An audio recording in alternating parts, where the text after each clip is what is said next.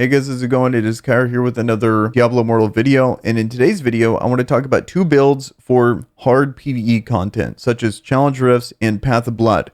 And these are going to be two different builds you can use based on the situation, whether you're going to be facing a ton of mobs that you need to AoE down, and then also one that is very focused on just bosses. Like, so Lassel would be an example where there's not too many mobs and it's just all about single target damage, or Path of Blood, where there's a lot of times where you have this hard boss you're going to have to face and you want single target damage and you don't really care about being able to group up and do like Whirlwind, for example. So this is going to be mainly focused on, regardless of how strong I am, it's more about punching up relative to where you are. So if you're 1500, let's try to get you to a challenge rift that's like 1900. Or in Path of Blood, if it says like hard monster difficulty, look at that if you're punching up a 400 combat rating or maybe 300 combat rating, something reasonable where you can actually get more of those points so you can get stronger for your Shadow Clan. That's going to be the intention of this video, not clearing a specific stage like 79 or clearing Challenger 70 like where I'm at. You know, like not many people are going to be that strong, but it's going to be more relative to where you're at personally and trying to punch up from there. So the main builds I use for Challenge Rifts are going to be, let's look at the actual legendaries first and then talk about some strategy afterwards. So the really important ones are going to be on the weapon here. Whirlwind radius increased, but whirlwind movement speed decreased. So it makes the whirlwind massively bigger. Like this is like twice as big as a normal whirlwind would be. And then another one that's really good that I like a lot is the gathering. So whirlwind pulls in enemies it damages. This is really helpful when enemies are going to essentially one-shot you in challenge rifts. That act of pulling them in kind of CCs them just a bit. So even though they're right next to you, you're not going to be taking that much damage, which is really nice. Next ones that are nice but not super necessary is going to be Lasting Hate, a Wrath of the Berserker duration increased by 30%, and then also Coming Storm, Wrath of the Berserker cooldown decreased by 15%. Then you could use this. This is probably the best offhand you can be using, Spirit of the Ancients. It's the Remembered. Hammer of the Ancients now summons a Spirit of the Ancients who stuns all nearby enemies while then fighting beside you for a while. Lackluster in a boss situation, if there's a lot of AoE and you're really trying to punch up, he'll just die immediately. So you got to keep that in mind that you might want to change this or not use this ability, because this ability is kind of bad without this effect. You would just probably use something different. Like you would use Furious Charge, for example, if you're not having this effect, or you can't because the boss does too much damage to you, to your summon. So just keep that in mind. And then for legs, there's really not much that is good here. In Swiftwing, that's kind of nice for parties, but the one I usually use the most is Screaming Fury here because it provides a knock-up when you're doing Furious Charge. That's mainly a PvP buff, but it is kind of nice in certain situations in PvE if you're not using Hammer of the Ancients. And there's just not that many other good options. So that's why I just kind of keep this on there, so I'm always ready for PvP when that comes. If there's a better one, I would totally have that and then switch it in and out, but for the most part, this is going to be the main one I use. And that's pretty much it when it comes to legendaries here for challenge rifts. And then for the other build for Path of Blood, it changes this whole thing out. Let's talk about well, before we get into the Path of Blood, okay, so this is pretty much it when it comes to the legendaries. Now let's talk about the moves that I actually put on my bar for this build. So first one, Whirlwind, 100%. This is pretty much what the main focus of this build is. Wrath of Berserker is amazing as well. That's definitely going to be something you're going to want to have. This is going to give you good single target damage, because we got to think about challenge rifts as there's two phases. There's the AoE phase, and then there is the boss phase. And for barbarians, the boss phase is the hardest part, but we want to focus on doing so well in the AoE phase that we have enough time to be able to kill the bosses. And I'm talking like in some of the harder stuff, like you're going to need like 5 minutes, or maybe like 4 minutes to be able to kill this boss. So you have 10 minutes total, and you're going to want to just smoke through all of the AoE stuff, so you have plenty of time to be able to finally kill that boss, which barbarians are going to struggle with. Also, it's kind of nice too to have Whirlwind, because a lot of the bosses in harder challenge rifts also will spawn minions. So you're going to want to potentially like time your Wrath of Berserker with Whirlwind to be able to kill them down and survive as you're running through. Then next, especially when you're against the boss, Hammer of the Ancients with the Remembered, really nice to have to get extra single target damage. But depending on the boss that you face, because it's all RNG, so you could just be resetting the challenge rift until you get good minions and then get lucky on the boss and get a good boss. For example, like the chick that just she just hammers twice. I don't know what her name is, but she's super easy. Whereas you could get the sand person that has this crazy AoE sand thing, and it's impossible to beat because we're trying to punch up on the combat rating so hard. So you could just keep running these challenge rifts until you get good RNG. But this is going to help in giving you more single target damage. Also, it could distract the boss too.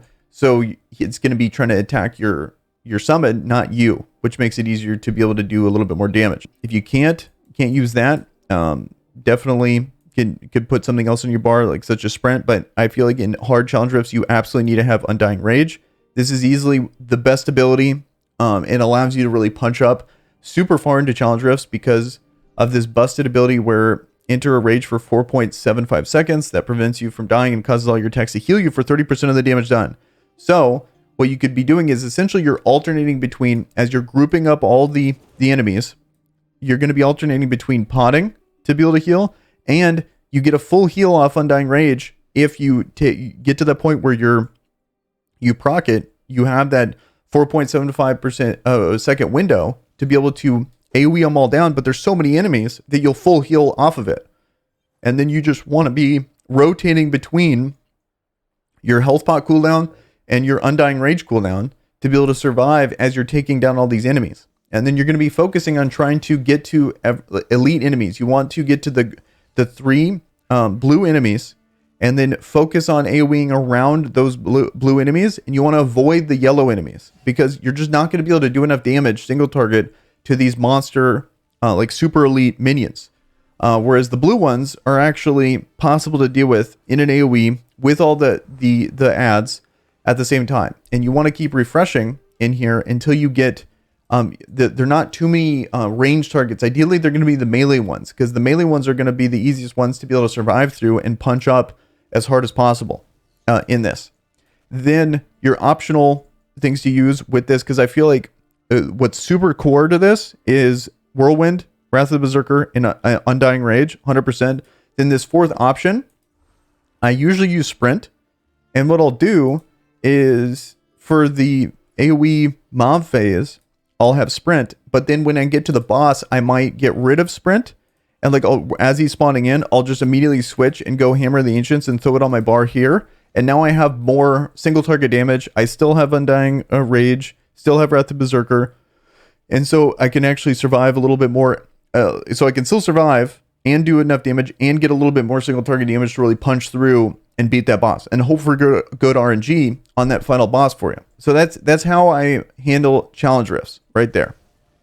And then when it comes to Path of Blood, that's a whole nother build, and it's completely different. And I thought that'd be interesting to talk about, is this Path of Blood build that allows you, because in Path of Blood, you don't have to face that many AoE enemies, or at least the hard parts in Path of Blood are not AoE. It's more of these bosses that you have to punch up super high combat ratings to be able to beat.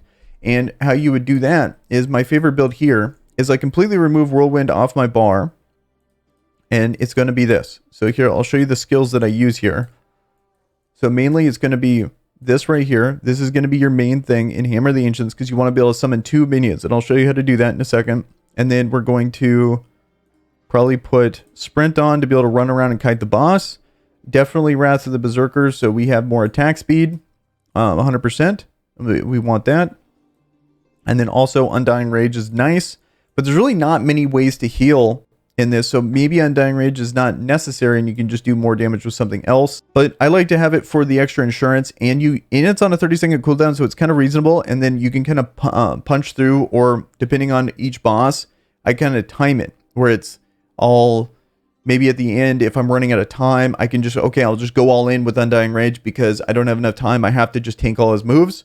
Or I can, because a lot of the bosses are actually pretty consistent. You can dodge all their damage. You just are using Hammer the Ancients to be able to do most of your damage. You come in when you have Hammer the Ancients on cooldown, and then this will be something that's a nice insurance policy. So for the most part, I just use that. There's really no other super good single target moves that I like, that I would rather have Undying Rage for. Now, the big change, though, is going to be the legendaries that you inherit. So right here, instead of Whirlwind stuff, we're going to be getting 10% extra damage to Hammer the Ancients with Stonefall here. On the chest, we're going to be, this is the big change. You want to have Davin's Legacy. So Hammer the Ancients maximum charge is increased by 1. So what you're going to be able to do now is summon 2 of these guys here. And so now you have 3 people beating on these guys, and they kind of distract a lot of the bosses in Path of Blood, which is really nice. Some of the other options here, you obviously want this. Remember, this is the core part of the build, is being able to summon the spirits. You can't change that. And then I think Wrath of Berserker stuff is still the way to go here, and being able to get the extra AoE damage, because the amount of how fast you attack with that compared to normal is so much faster. So it's definitely nice to have. And then the big thing too is you probably need ult, and I would recommend practicing against the bosses a couple times and then saving your ult until you actually feel like you can beat them, instead of just blowing it the first time and you're like, oh crap, I'm not really good at this encounter yet, and then I have to recharge up my ult again and then try it again. So just save your ult for the first couple of attempts and see how close you get. Then when you're confident you can punch up and beat this boss, then try to use your ult to really close them out. I kind of like it that it's like an actual big change of pace instead of the typical whirlwind build. Okay, now let's actually talk about set bonuses. Okay, so definitely the best set bonus for the Challenger of build is going to be Grace of the Flagellant here, where the 2 set bonus, all continual damage, channel damage, and persistent ground effect damage increased by 15%. Then if you can get the 4-piece bonus, each time you damage an individual enemy 5 times, you will do 287 additional damage to that enemy. So that's going to be the only thing that's possible at the time of recording this video. It's going to be a very long time until you can ever get the 6-piece bonus, so I'm not going to even really bother with that. But the 4-piece bonus for this is going to be absolutely fantastic. I don't have it yet. I just have the 2-piece bonus, and it is noticeably really good, especially when you're trying to cut down a ton of big AoE enemies. So then the next good one is going to be for the Path of Blood single target damage build. And I think the best one for that one right here is going to be the War Rags of Shalbas. And so why it's so good? We have the 2-piece set bonus, primary attack damage increased by 50%. Mainly, most of your damage is going to be coming from your primary attack anyway, so that's really good. And then the 4-piece is your primary attacks gradually increase your attack speed by up to a maximum of 25%, which is insane. It's essentially giving you basically a Wrath of Berserker thing just naturally built into your kit, so really good there. This isn't, but Barbarians are never going to do like the most single target damage anyway, but this is going to at least get you close and good enough to be able to handle the AoE mobs and then do well on the boss. So you could use this in Challenge Rifts, and then this is especially good against like Lasso, like the raid boss, or Path of Blood, where it's just a single target boss you have to be able to kill. So this is a good set that's worth farming, in my opinion, for Barbarians. But I think most Barbarians are going to want this first set here, where you have, this is just going to cover more ground, and it's really hard to be able to get these set bonuses anyway. So if you're going to focus your effort in anything, I would pick this one. This is probably the way to go. But if you have been grinding a lot and you already have this set, that would be a good second option to get to be able to handle by yourself and do good single target damage. So that's going to be it for this guide here. Let me know in the comments below what you guys think. If you have any questions, definitely let me know in the comments below. And with that, guys, I am out of here. Peace.